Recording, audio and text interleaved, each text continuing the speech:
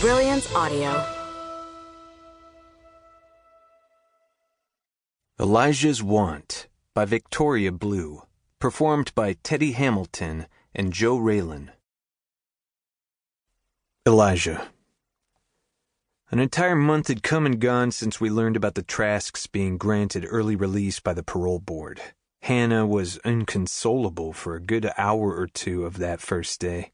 But then, in true warrior fashion, she plastered on that cheer competition smile of hers and started spouting catchphrases about things being tough, so we needed to stay focused and be tough too.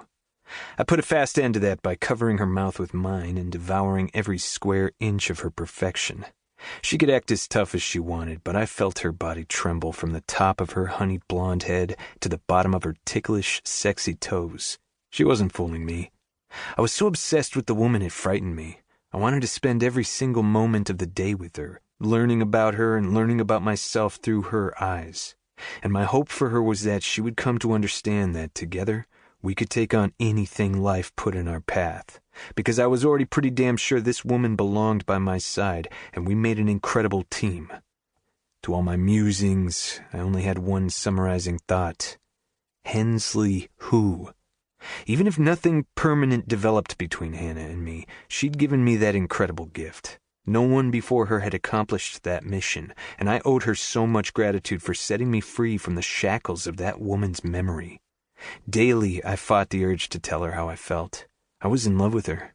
My feelings were not confused or mistaken. I was certain she was the woman I'd be content spending the rest of my life with. But every time the reckless notion to tell her made its way to the forefront of my mind, it got lost in the mix of whatever conversation I was doing my best to pay attention to.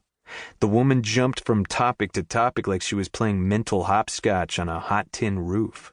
In Arizona, on a summertime lunch break, much like the one we were having at this very moment.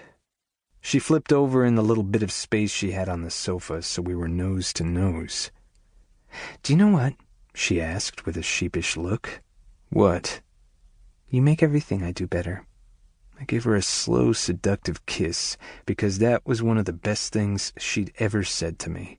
Usually when I tried to talk seriously with her about my feelings, she quickly changed the subject or completely bolted from the room, just up and walked away in a panic.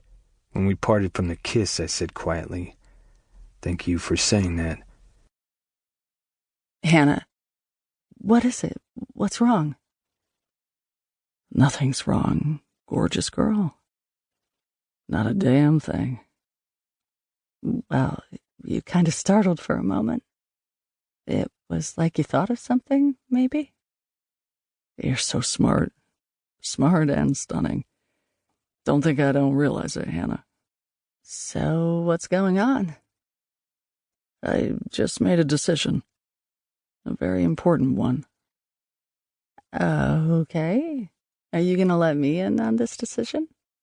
Does it involve me? Why was this like pulling teeth all of a sudden? You loved toying with me in every way, building the intention of the moment." "Of course it does. Everything I do, everything I say, hell, every breath I take these days is with you in mind." "Oh, boy.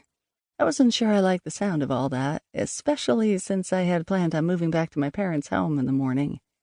That didn't sound like he was going to make it an easy departure." "Tell me."